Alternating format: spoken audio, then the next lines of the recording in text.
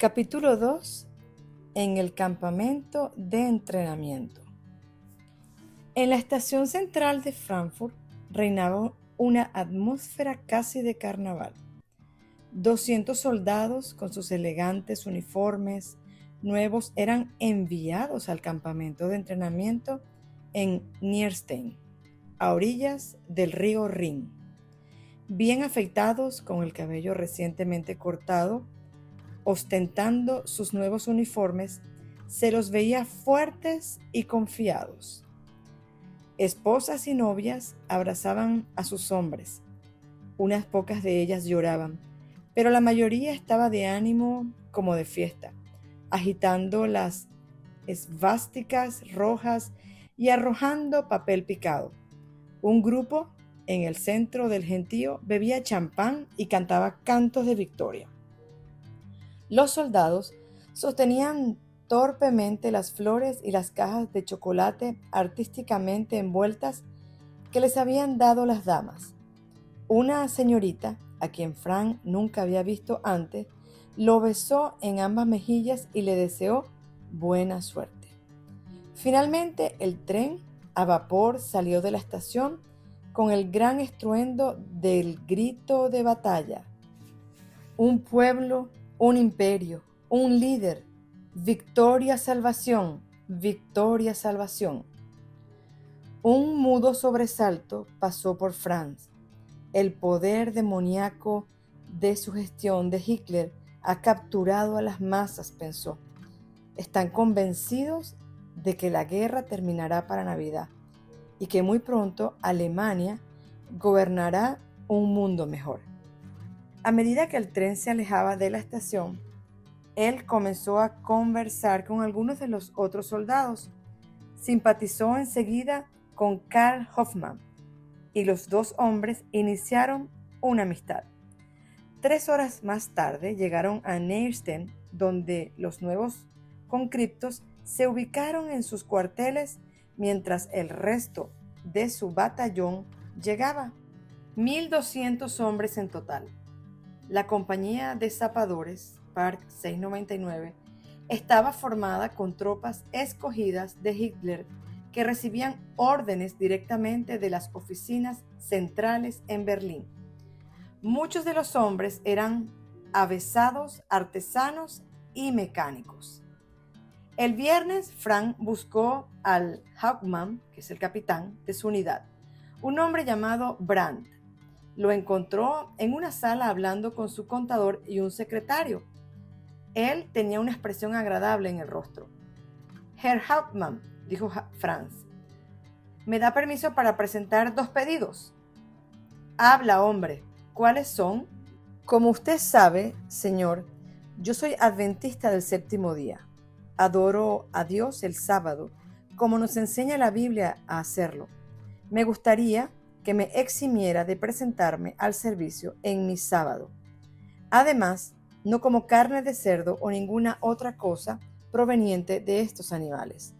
Respetuosamente solicito permiso para recibir un sustituto cada vez que se sirva comidas con cerdo. Tomado por sorpresa, el Hauptmann no sabía qué contestar. Detrás de él, el contador y el secretario se miraron, pusieron los ojos en blanco y se golpearon la frente. Finalmente, el Hauptmann, Brandt, se encogió de hombros. Si puede hacer los arreglos con el teniente, yo estoy de acuerdo. Frank buscó al teniente Peter Guschkal, un hombre agrio que ya se había ganado el apodo de pocas veces alegre. Saludando con desenvoltura, Frank repitió sus pedidos. La cara de Guschkal se puso roja como un tomate maduro. Soldado, debe estar loco, vociferó. Este es el ejército alemán. Este batallón se va a la guerra. ¿Y usted quiere el sábado libre? Escupió y hablando para sí dijo, justo a mí me tocó la suerte de tener la carga de un religioso chiflado. Solo estoy pidiendo autorización de cambiar el trabajo con otros soldados, de modo que mi día libre caiga en sábado. Procurando inspirar aire como un pececito, el teniente rugió: «Quítate de mi vista». Franz comenzó a retirarse. «Haga los arreglos que quiera», siguió diciendo el oficial, «pero déjeme decirle esto, Hassel. Una vez que comience el avance, la guerra no se va a detener para que usted pueda guardar su sábado. Además, si lo veo esquivando su deber de cualquier manera, me ocuparé personalmente que viva para lamentarlo. Recuerde, lo estaré observando». Cuando Franz volvió a las barracas, le preguntó a los hombres si alguno de ellos estaba dispuesto a cambiar el servicio del domingo con él. Su nuevo amigo, Karl Hoffmann, estuvo de acuerdo con él de inmediato, y hubo también otros dispuestos a hacerlo. Los domingos tenían entrenamientos y bailes, y como las señoritas locales admiraban a los uniformados, quién sabe qué romances se producirían. Animado por su éxito, Franz se fue a la cocina. Allí le explicó sus principios de alimentación al cocinero jefe y le pidió si podía conseguir algún sustituto cuando sirvieran cerdo. El cocinero puso sus manos sobre las caderas y miró fijamente a Franz de arriba abajo. «Soldado Hassel», le dijo tensamente, mientras un color rojo parecido al del teniente Gottschalk comenzó a subirle por el cuello. «Permítame educarlo acerca de su dieta. Para el desayuno servimos pan, mermelada y café. Para el almuerzo servimos un guiso. Para la cena servimos pan con chorizos u otra carne y algunas veces queso. Además, 4 veces por semana recibirá 2 onzas, unos 60 gramos de mantequilla por la tarde, y 3 veces por semana 2 onzas de manteca de cerdo». Mientras hablaba, el cocinero se iba enojando más y más. «Sabe, realmente tiene coraje. Este es el ejército, no un restaurante que le ofrece lo que desea». Golpeó con sus nudillos una olla enorme que sonó en forma atronadora. «¿Ve esto? Esta es la olla que tengo. Toda la comida se prepara aquí. Comerá lo que comen todos los demás. Y si no quiere, muérase de hambre. Cerdo, justamente». Miró a Franz directamente a la cara y le dijo: «Me parece que usted es un judío disfrazado. Espérese y verá». Más tarde, Franz se encontró en la fila para recibir la cena, y el cocinero, de modo insolente, le arrojó una porción más grande de salchichas en su plato. Franz miró la carne que nadaba en grasa. ¿Debía él comer lo que Dios había prohibido o debía comer solo el pan y salir con hambre? Más tarde, de regreso en la barraca, buscó el libro de Daniel en su Biblia y releyó la historia de Daniel y sus 3 compañeros que decidieron no tocar la comida del rey. Allí mismo se reconsagró a Dios para ser fiel a los principios de alimentación. Pero él necesitaba alimentarse, de modo que algo tenía que hacer. En ese tiempo, Franz, junto con otros 30 soldados, fue alojado en una casa del otro lado de la calle, frente a una lechería. El lunes de mañana fue a visitar a la dueña de ella. «Estaré aquí durante algún tiempo y me gustaría hacer un intercambio con usted», le dijo. «¿Estaría usted interesada en cambiar productos lácteos por cerdo?» «Por supuesto», replicó la mujer, feliz de tener acceso a alguno de los platos deliciosos de los zapadores. Discutieron un poco los detalles y finalmente ella dijo: «Te daré 1 litro de leche por día y 1/4 de libra de mantequilla cada tercer día a cambio de tus porciones de cerdo, manteca de cerdo y salchichas». Después de eso, cada mañana Franz rompía la porción de pan que recibía en trozos pequeños, los regaba con leche fresca y los comía con su cuchara. Los otros soldados lo miraban fijamente y comenzaron a ponerse celosos de su leche y mantequilla, aparentemente inagotables. Escucha, come zanahorias, le decían. Estás comiendo muy bien, ¿no te parece? Franz les sonreía de buenas maneras y les respondía: ustedes sigan comiendo sus chanchos, yo prefiero esto. Esto está bien por el momento, pero ¿qué vas a hacer cuando lleguemos al frente y ya no puedas hacer negocios? Eso no me aflige por el momento. Dios se ocupará de eso. Y de hecho, la compañía se estaba entrenando con toda intensidad preparándose para ir al frente. Además de la instrucción básica del ejército, los zapadores construyeron varios puentes sobre el río Rin. Era un trabajo muy duro y pesado. A mediodía, la cocina de campaña les traía la comida hasta el lugar donde trabajaban. Cuando Frank miró en la olla y vio cerdo, no tomó nada de la comida. Siempre llevaba algo de pan y queso, y comió eso en cambio. Una vez, un soldado de otra compañía vio esto y le dijo: dime, noté que no comes carne.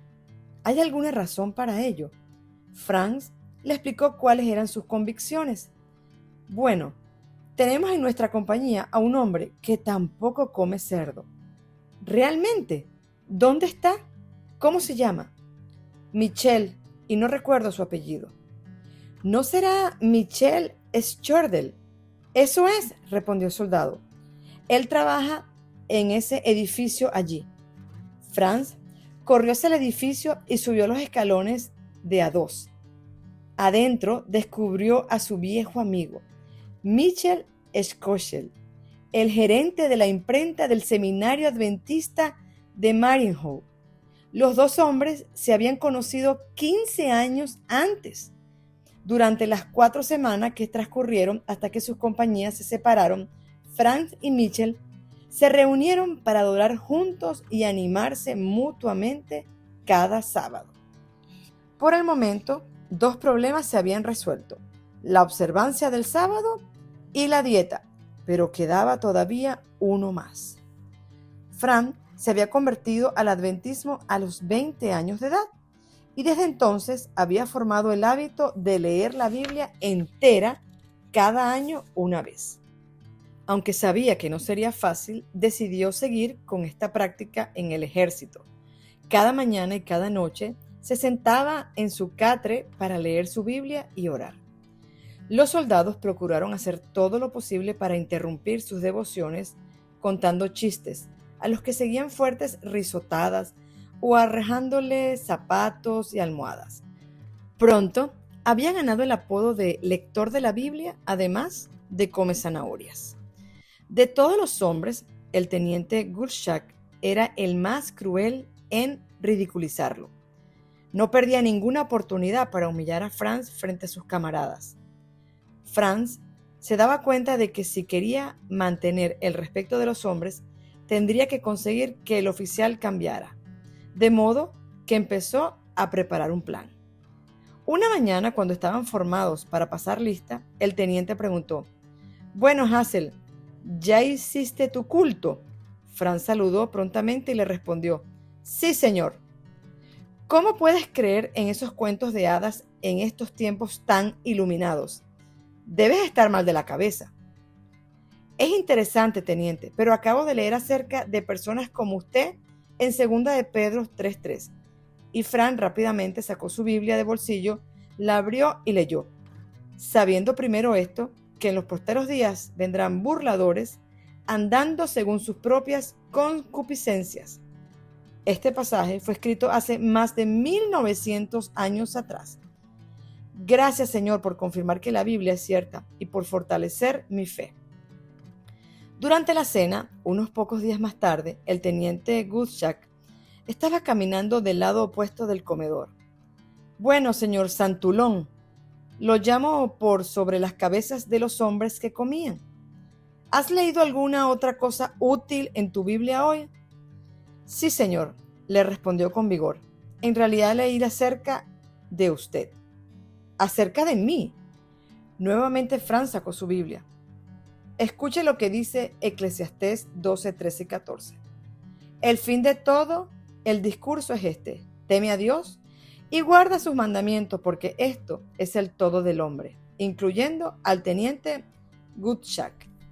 Los soldados silbaron y aplaudieron mientras Gutschak se retiraba apresuradamente. Nunca más preguntó por las devociones de Frank, pero continuó siendo su enemigo y siguió buscando oportunidades para ponerlo en dificultades.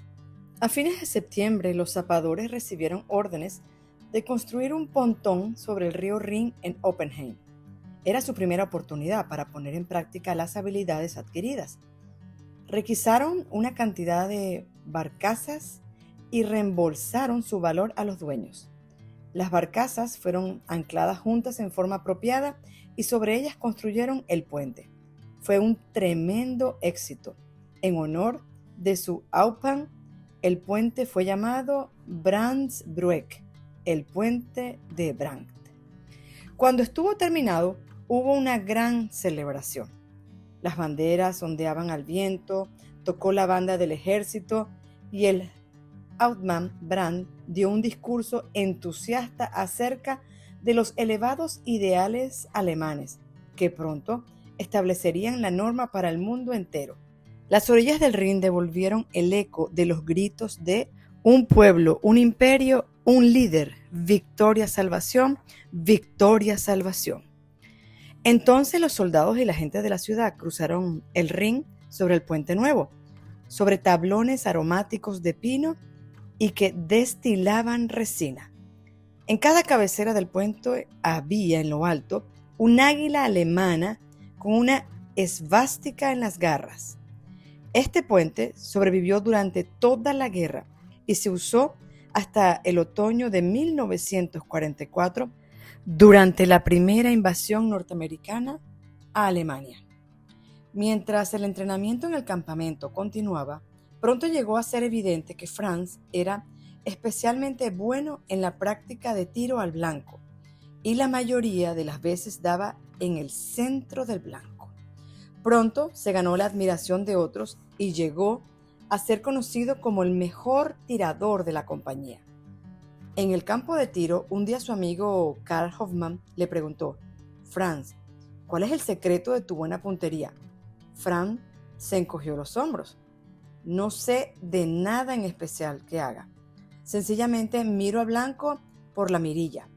Luego apunto el arma un poquito más abajo y aprieto el gatillo. Voy a practicar tu truco. Probablemente me salvará la vida algún día. En un sentido, por supuesto, lo que dijo Karl era cierto, pero la conversación asustó a Franz. Cuando estaba solo, a menudo se preguntaba qué haría si un enemigo lo atacaba. ¿Tomaría instintivamente el arma y lo mataría para protegerse? Recordó su promesa a Dios de no quitar la vida a otra persona, pero en este mundo no estaba seguro de sí mismo si era puesto a prueba. La compañía de zapadores Park 699 celebró su primera Navidad en el ejército con una reunión a la luz de velas en la majestuosa vieja catedral de Oppenheim junto al río Rin. Los soldados estaban chasqueados de que la guerra no hubiera terminado ya, pero el discurso entusiasta que pronunció Hitler la Nochebuena les devolvió la confianza. Una vez más, su personalidad hipnótica dominó a las masas. Todo sigue bien. El Tercer Reich se establecerá pronto.